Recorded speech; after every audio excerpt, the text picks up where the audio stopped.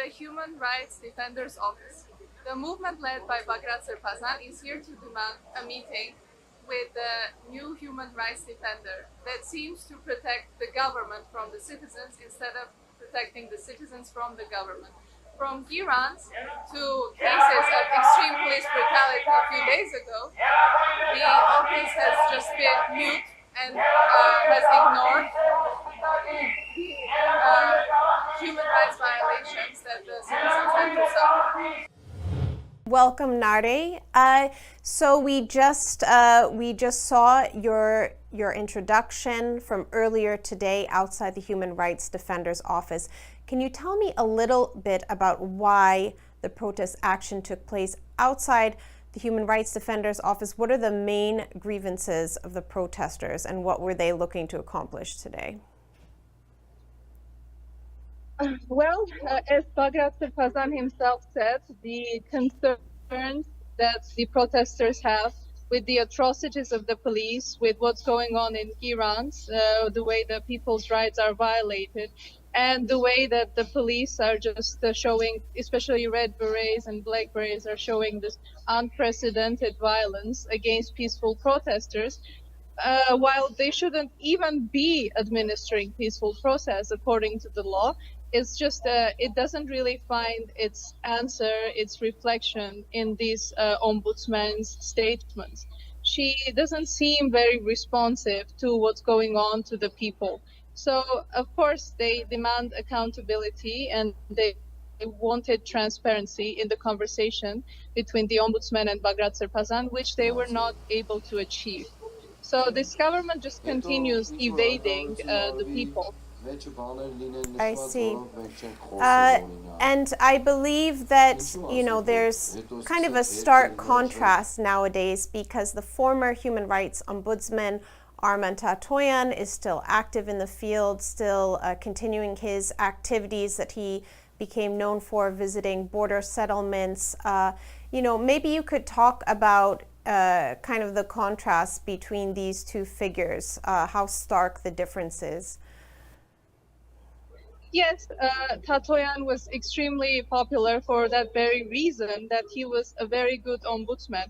Ombudsman's primary responsibility is to protect the citizens from their own government. This is its mission. And Tatoyan was very good at this, and this is why he enjoyed the popularity when he was on this post. And this is why he was, in reality, this is exactly why he was replaced.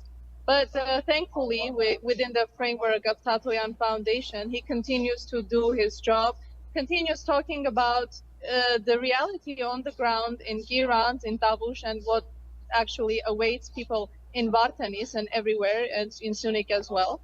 And especially one point he emphasized was that what is the limitation for? What is its real purpose and mission? It is to have people cohabiting and living in peace. So a delimitation or demarcation that does not respect the rights of the villagers to a peaceful life away from the Azerbaijani military, it defeats the purpose. This is essentially, for Azerbaijan, it is a victory of sorts to reach these heights, to gain this upper hand. I see. And I believe that with you is one of the protesters who's been taking part in the activities today and throughout the movement. Perhaps you can introduce her, and we can and learn about her perspective. Yes, of course. Sanan. Yes. Hi, Alison. Hi. Welcome, Sanan. So Sanan, maybe you can tell us first a little bit about yourself, what you do, and what brings you to the protest. Please put the movement.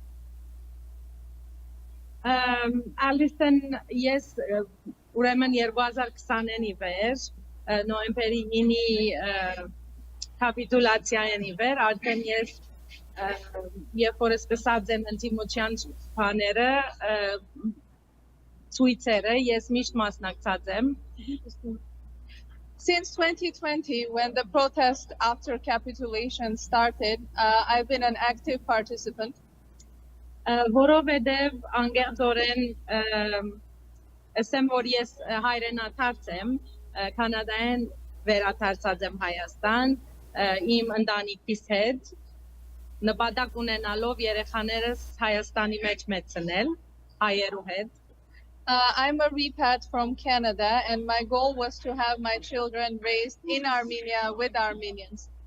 Եվ ուրեմն նոյեմբերի 9-ին հետո ես սկացի, որ այդ նպատակները եթե պետք է պաշտպանեմ, որովհետև սկացի, որ Հայաստանը արդեն սխալ ճանապարհ բռնած է, Հայաստանի իշխանությունները սխալ ճանապարհ բռնած են եւ մեր բոլոր այդ նպատակները վերջի վերջո բարաբի պիտի դուրս գան եւ And I felt that after 2020, the Armenian government is on the wrong track, and these goals of mine, they were in need of being defended, because ultimately, if this course continues, all our efforts will be futile.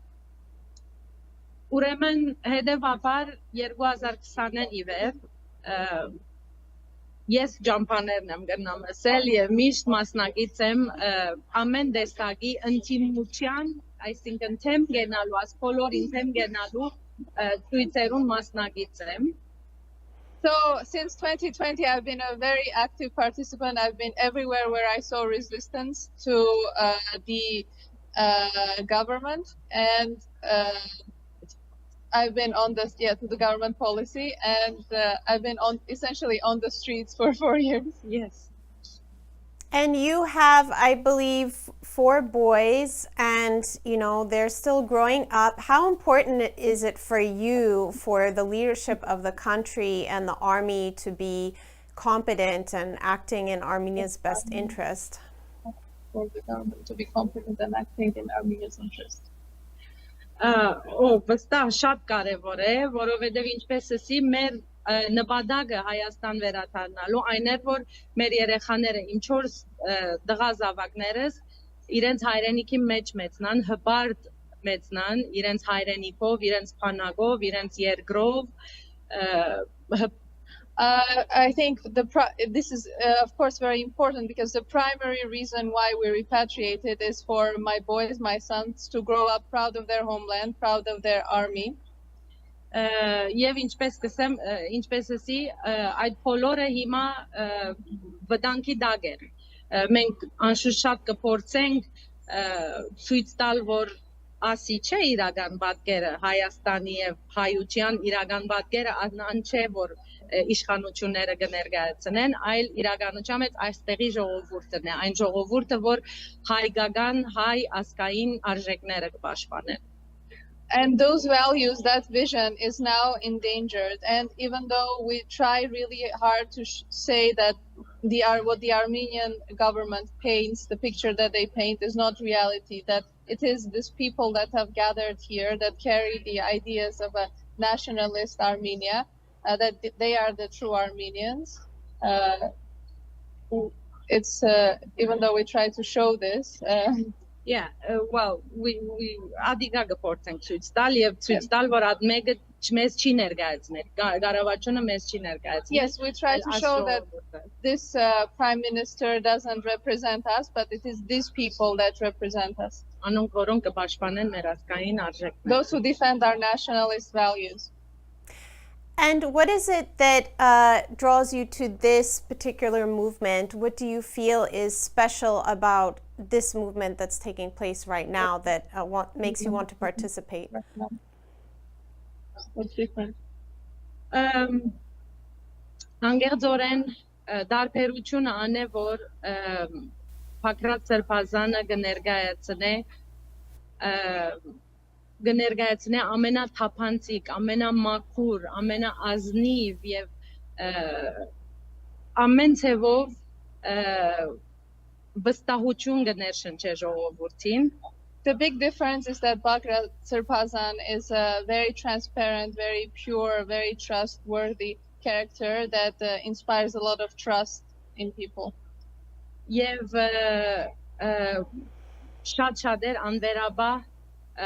անվերաբահորեն գվստահին Bagrat Սրբազանին, եւ ինչպես կտեսնենք եւ նաեւ որովհետեւ ինքը ոչ մեկ բուսակցական կամ գազագերբություն չի ներկայացներ, այլ կներկայացնե մեր ազգային արժեքներն մեկ գազագերբություն կամ ինստիտուտ, որն է եկեղեցին. It is important also that he doesn't belong to any party and represents our national institute that unites everyone, the church. And so he enjoys the unconditional trust of many.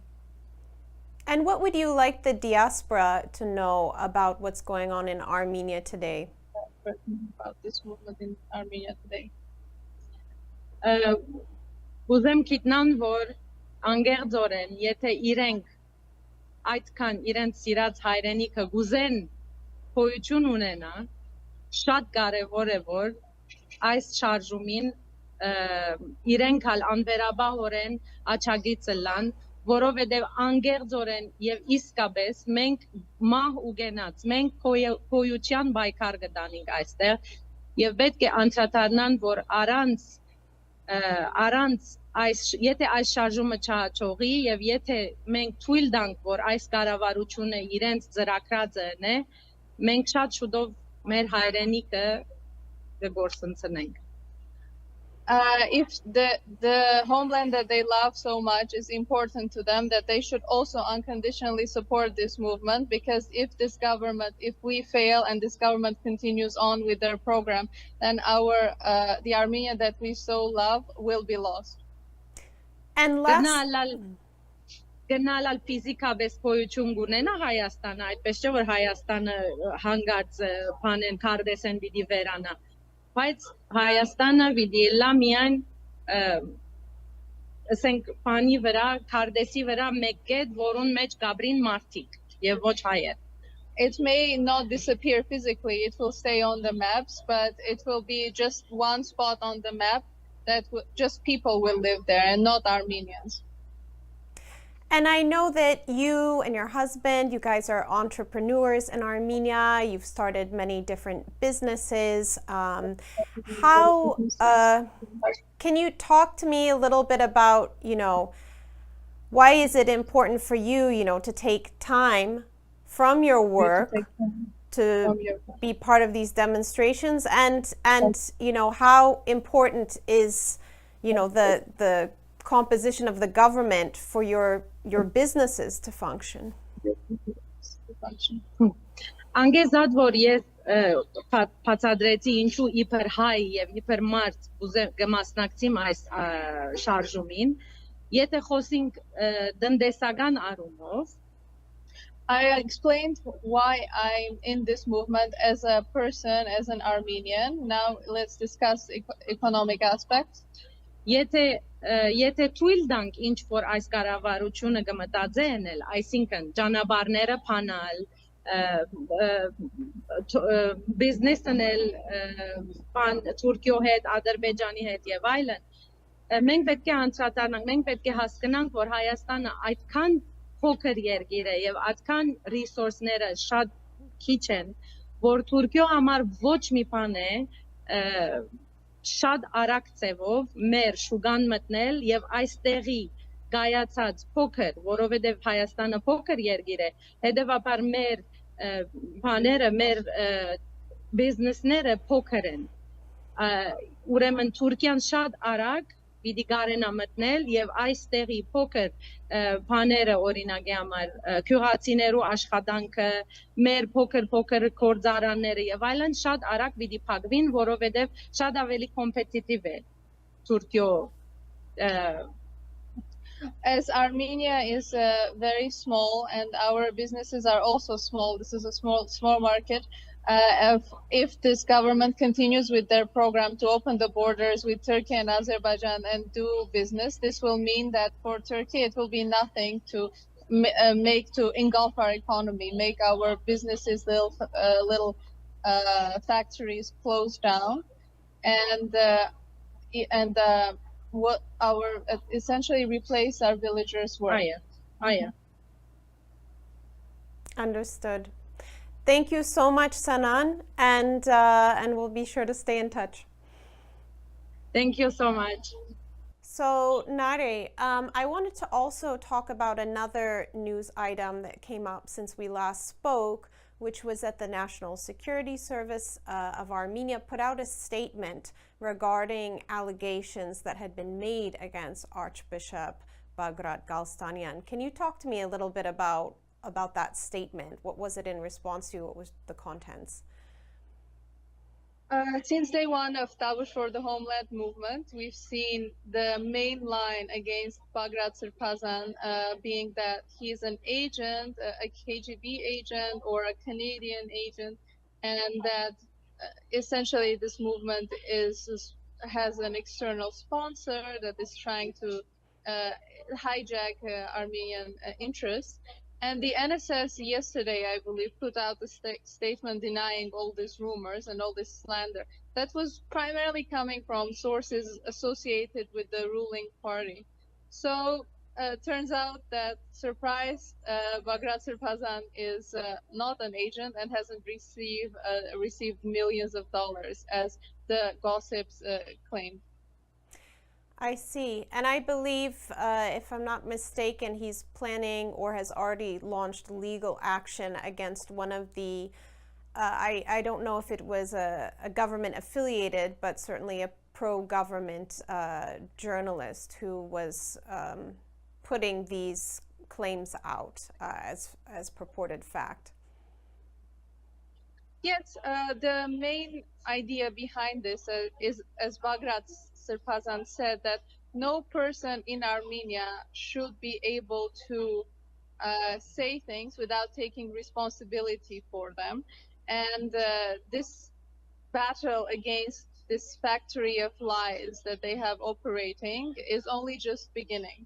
So this means that if you say something, you will have to answer for it. And in general, he said that we should transform into a society where people don't shun responsibility and are always ready to take on their share of the burden. Understood. So tell me, what is the plan for the rest of the week? What was discussed at the meeting you've just attended? Tomorrow, the movement is going to go to Vartanis and hold a rally there. As you know, Vartanis is also another border area in Gegharkunik.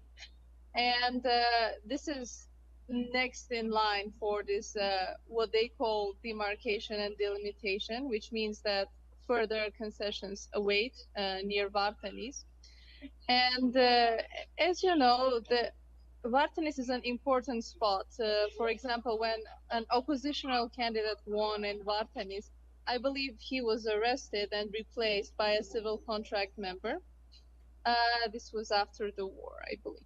So we're going to go to Vartanis, and the movement is going to, if they have time, continue on to Syunik, which is probably the biggest contributor economically and the most important, because it is so vulnerable now after we temporarily lost Artsakh.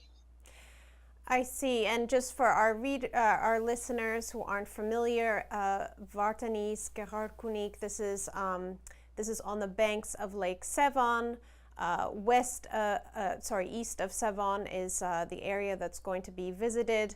And after the 2020 war, it became perilously close to the line of contact with Azerbaijan. And so that's going to be certainly an interesting visit to watch. Syunik as well. And all along, this area, the heights are actually, a lot of them are controlled by Azeri forces. How dangerous of an undertaking is such a trip? Well, we're just going to wing it, I guess. But I know that there have been some concerns that the public is always very wary already of going southward. They don't know if it's going to be completely safe or not. And then in Tavush, again, this new police, that they were urging people to drive faster because it is dangerous. So it's I guess it's safe so far as long as the Azerbaijanis are benevolent. Indeed, and we're aware that the Azeri and Turkish press have certainly been following this movement happening in Armenia. The Turkish media figure even said that the Turkish special forces should be deployed to protect Pashinyan. In Azerbaijan, they've been demonizing Archbishop Galstanyan and this movement. I believe you've also been tracking that, Nare. What are some of the things we're hearing coming out of Ankara and Baku about this movement, or even from the West, frankly? Well, we have been hearing just this analysis that the process that has started, which according to the West is going well. They don't really see it as unilateral concessions, even though on the ground this is the situation. But they see any danger to Pashinyan's rule as essentially like a danger to their own candidate. And they explicitly support Pashinyan. The result of this is that, again, we're not really seeing much echoes. It is as if all these violations of human rights are invisible to them.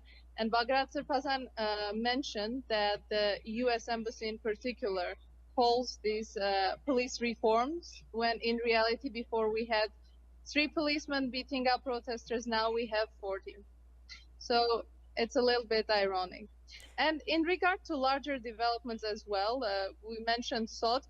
Sotk gold mine was not in operation for 1 year because of danger from the Azerbaijani side.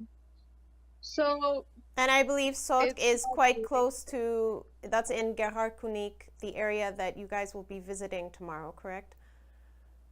Yes, that's right. So, I mean, I think that... in Ankara. Yeah, I think that in Armenia, people are used to traveling in these areas, seeing the Azeri flag, driving besides areas where the heights are held by Azeri forces.